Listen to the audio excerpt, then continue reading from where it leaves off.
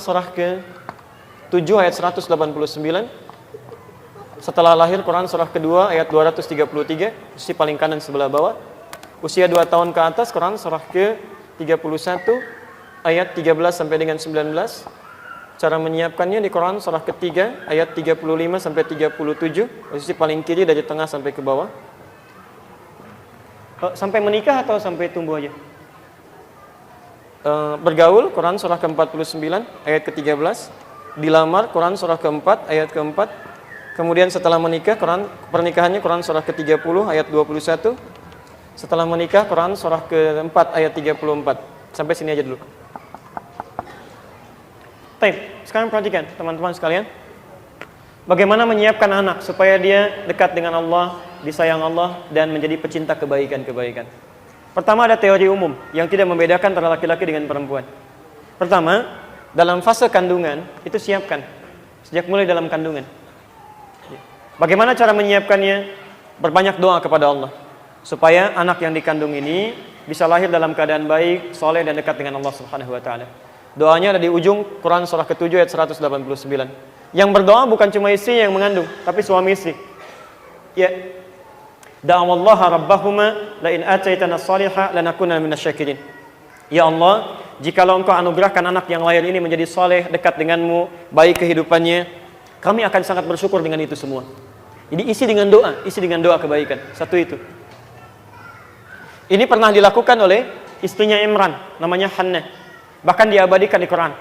Disebutkan di Quran surah ke-3 ayat 35, posisi paling kiri di pertengahan. Ya, beliau berkata, Rabbi inni nazartu laka ma fi batni muharraran fataqabbal minni. Ya Allah, saya bernazar mohon kepadamu, jadikan anak yang saya kandung ini soleh, baik, dekat denganmu ya Allah, dan menjadi pecinta ibadah dalam kehidupannya. Ini poinnya. Tapi yang paling menarik, teruskan dulu ya, sebelum ke sini, teruskan. Saat antum sudah berdoa, maka ini yang poin paling penting. Iringi doa ini, sandingkan doa dengan ikhtiar yang benar.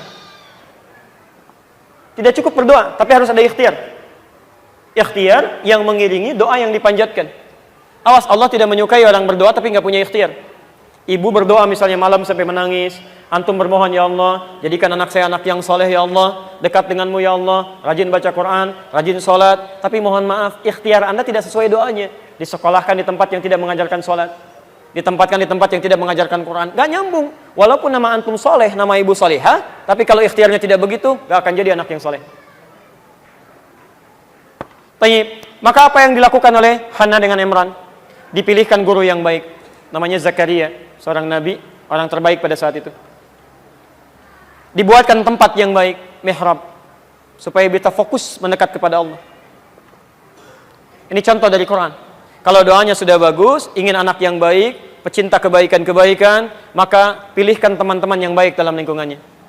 Kalau sekolah, cari guru yang baik yang mendekatkan dia dengan Allah. Kalau cari teman yang baik yang mendekatkan dia dengan Allah. Kalau cari pekerjaan, antum cari pekerjaan yang baik yang teman-temannya mendekatkan diri dengan Allah. Kalau makanannya sudah halal, temannya sudah baik, gurunya sudah baik, maka apa yang terjadi? Ayat 37-nya.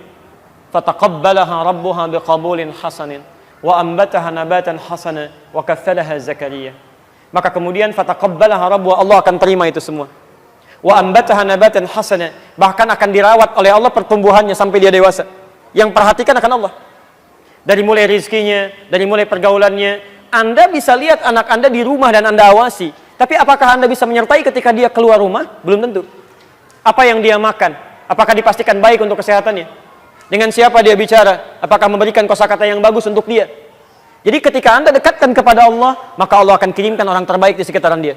Itu poinnya. Maka Masya Allah, Maryam ini ketika membutuhkan sesuatu, bahkan ketika Nabi Zakaria kirimkan pakaian, kirimkan makanan, itu Allah langsung memberikan kepada Maryam. Kullama dakhala 'alaiha Zakaria al-mihraba wajada 'indaha rizqa. Setiap Nabi Zakaria memberikan kebutuhan Maryam, sudah ada di tempat Maryam. Mau ngirim pakaian, ada pakaian. Ngirim makanan, ada makanan. Sampai kaget, ya Maryamu anna laki hadha. Maryam, dari mana semua ini? Qalat huwa min 'indillah. Ini semua dari Allah. Makanya orang tua yang menyiapkan kebaikan-kebaikan seperti ini, itu pasti anak keturunannya akan lebih baik dibanding orang tuanya. Sekarang perhatikan, Imran orang soleh, sampai namanya disebutkan di Quran. Istrinya Hannah orang soleh, tapi begitu melahirkan, punya anak namanya siapa? Tahu dari mana? Ayat ke-36-nya. Falamma wada'atha qalat rabbi inni wada'tuha untha. Ketika dilahirkan anaknya, yang lahir perempuan, padahal pengennya laki-laki. Yang lahir perempuan. Awas, anak keturunan itu hak prerogatif Allah Subhanahu wa taala. Terserah Allah. Karena begitu diberikan keturunan, keturunan itu akan diberikan sifat oleh Allah untuk menyempurnakan kekurangan kedua orang tuanya. Antum berharap laki-laki, kata Allah jangan laki-laki, perempuan. Dengan perempuan ini sifat orang tua kemudian jadi lebih sempurna, lebih baik lagi. Ya, karena itu ada yang berharap laki-laki keluar perempuan, ada yang berharap perempuan keluar laki-laki, ada yang ingin cepat jadi lambat, ada yang ingin lambat jadi cepat. Masya Allah, hak Allah. Nah, begitu lahir tiba-tiba misalnya perempuan, dia berkata, ya Allah, kau yang lahir perempuan. Kata Allah, lihat, wallahu a'lamu bima wada'at wa laysa dzakaru kal untha. Allah lebih tahu maslahat kelahiran anak ini. Hei, perempuan pun punya keistimewaan yang tidak dimiliki oleh laki-laki. Jadi ini nggak ada bedanya, baik laki-laki atau perempuan, tugas orang tua merawat dia dengan baik sebagai titipan Allah. Yang paling penting, wa inni sammaituha Maryam. Saya beri nama dia dengan Maryam. Ini poinnya. Cari nama yang baik. Nah, sekarang perhatikan. Imran, Maryam, ibunya Hannah. Ketika melahirkan Maryam, Maryam lebih baik dibandingkan dengan ibunya. Ibunya tidak disebutkan namanya, Maryam disebutkan namanya. Bahkan jadi surat di Quran, surah ke-19. Ibunya mengandung, melahirkan, ada bapak. Maryam mengandung, melahirkan tanpa disentuh laki-laki manapun. Bahasa Qurannya bukan tidak ada bapak, tanpa disentuh laki-laki manapun. Ya, kalau yang mengandung, melahirkan tanpa ada bapaknya itu banyak. Tapi mengandung, melahirkan tanpa disentuh laki-laki manapun itu cuma Maryam. Dan ibu ingat kaidahnya ya. Kalau di Quran disebutkan peristiwa khusus menimpa dan disebut menimpa pada seseorang dan disebutkan namanya, itu artinya peristiwa itu tidak akan terjadi lagi di masa depan. Cuma itu saja. Tapi kalau disebutkan inisialnya atau gelarnya, itu artinya peristiwa itu akan terjadi lagi di masa yang akan datang dengan tokoh dan zaman yang berbeda. Fir'aun itu bukan orangnya, tapi inisialnya. Sekarang pun akan ada orang-orang yang bersikap seperti Fir'aun. Bagaimana menyikapinya? Dakwah Musa dan Harun kepada Fir'aun. Tapi Maryam tidak ada lagi. Jelas sampai sini? Taib. Sekarang Maryam lahir, melahirkan siapa? Isa. Masya Allah. Maryam Nabi bukan?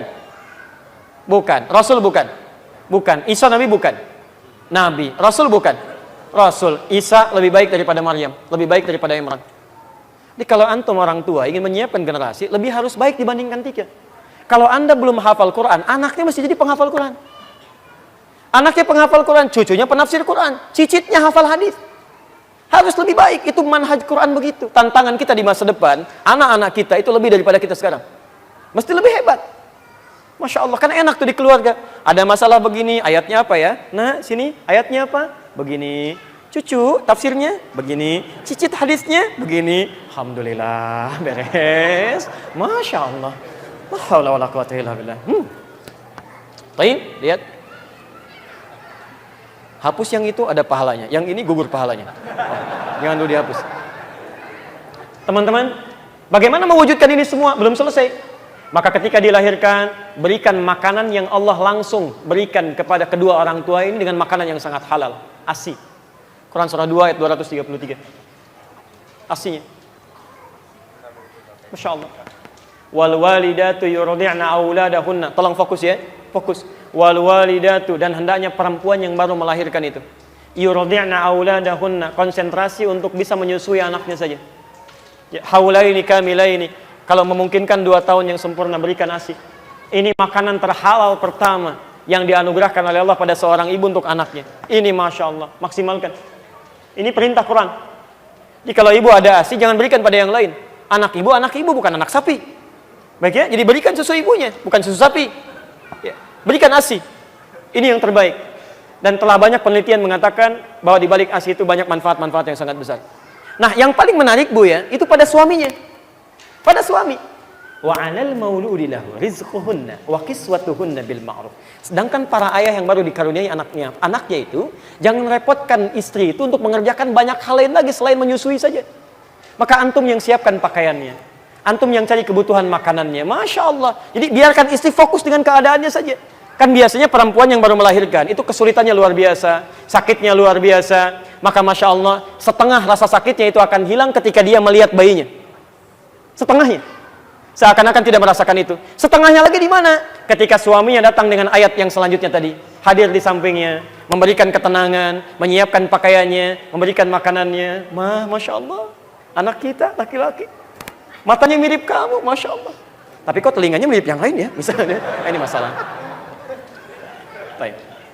Sakit pak, sakit, sabar ya. Sambil dibelai, hilang ketenangan. Sakit, sabar insya Allah. Yang kedua dari yang lain juga nggak apa-apa ya, supaya nggak sakit ya. Itu repot. 3. Usia berapa tadi? Sampai berapa tahun?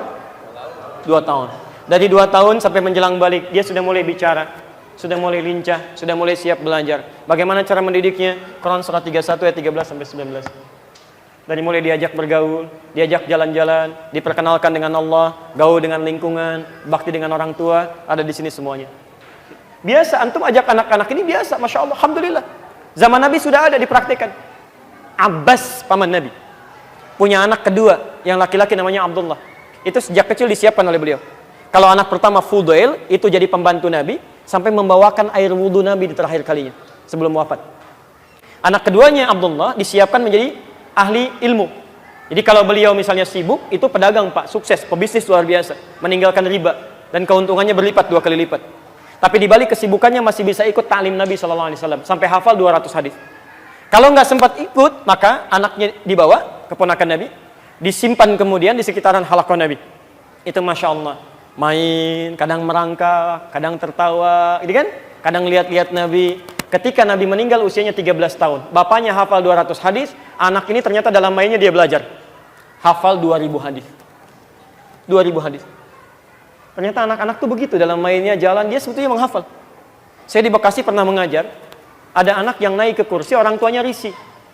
Kemudian dibawa, saya katakan tolong biarkan aja. Orang tuanya malu, dan keluar. Begitu dia keluar, saya dengar langsung sendiri kalimatnya. Itu mengulangi kalimat saya di luar dari awal sampai akhir. Padahal orang tuanya yang nyatat belum tentu hafal itu. Itu anaknya diulangi lagi pak, bu. Tapi ya kita kondisikan gitu kan, kita kondisikan. Seperti diajak ke masjid sesuai dengan usianya, berikan tempatnya. Kalau nangis kita ajak ke belakang, berikan pengertian pada dia, itu yang terbaik.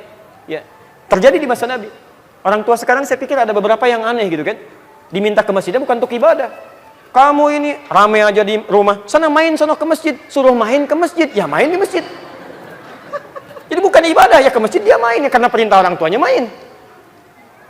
Haula wala quwata illa billah. Ini kalau sudah tumbuh dewasa, dia belajar supaya cepat ingatannya. Ya cepat ingatan, cepat menghafal. Quran surah 9 ayat ke-122, posisi paling kiri sebelah bawah. Kalau di pelajarannya ingin meningkat prestasinya, supaya diangkat imannya dan ilmunya semakin bertambah, Quran surah 58 ayat ke-11 silahkan dibaca. Dan nanti kalau dia sudah mulai bergaul supaya mendapat lingkungan yang baik, tidak ada pergaulan bebas, Quran surah 43 ayat 13, sampai dia kemudian kalau ada yang minat kemudian dilamar, calon melamarnya Quran surah 4 ayat ke-4. Kalau terjadi pernikahan, supaya sakinah, mawadah dan rahmah, Quran surah 30 ayat 21. Dan antum tanggung jawab ini, hilang di sini satu. Ya.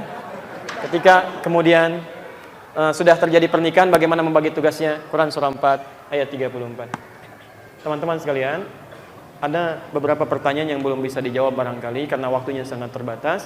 Kami harus berangkat sekarang, bergerak ke tempat lain. Barangkali insya Allah malam nanti kita coba jawab. Dan mungkin malam nanti saya tidak akan banyak memberikan materi. Saya lebih senang mungkin kita banyak hadirkan Al-Quran Sunnah Solution. Di materi saya tidak akan banyak sampaikan, mungkin 15-30 menit. Selebihnya kalau antum banyak atau ada persoalan-persoalan yang kita bisa bahas sehingga manfaatnya bisa dirasakan lebih, silakan antum datangkan dan kita bisa kaji dengan lebih banyak lagi insya Allah. Jelas di sini? Baik, paham insyaallah? Jelas? Baik, saya sampaikan hukum Qurannya Al-Maidah ayat 100 sampai 101 itu. Ya ayyuhalladzina amanu la tas'alu an asya'a in tubdalakum tasukum. Hei orang-orang yang masih merasa punya iman, kalau uraian sudah jelas disampaikan, maka jangan banyak dipertanyakan lagi. Khawatir banyaknya pertanyaan itu menjadikan yang jelas menjadi semakin tidak jelas nantinya. Baik, paham insyaallah? Jelas uraiannya? Ada pertanyaan lagi? Tidak ya, cukup ya. Baik, kita jumpa insya Allah nanti malam dalam kesempatan yang berbeda. Jika ada yang benar saya sampaikan, semoga itu jadi petunjuk dari Allah untuk merubah kita semua. Jika ada kesalahan, itu mutlak kesalahan saya, mohon dimaafkan. Dan tolong tinggalkan pendapat saya, ambil pendapat ustadz lain yang lebih baik. Teman-teman, ingat pesan ini. Mari kita berubah menjadi orang-orang lebih baik dari pandangan Allah. Jika Anda belum mampu berlomba dengan orang soleh, meningkatkan kebaikan, maka segeralah berlomba dengan para pendosa untuk beristighfar dan bertobat kepada Allah Subhanahu wa taala. Subhanakallahumma bihamdika asyhadu an la ilaha illa anta astaghfiruka wa atubu ilaik. Wa akhiru da'wana alhamdulillahirabbil alamin. Wallahu minkum. Assalamualaikum warahmatullahi wabarakatuh.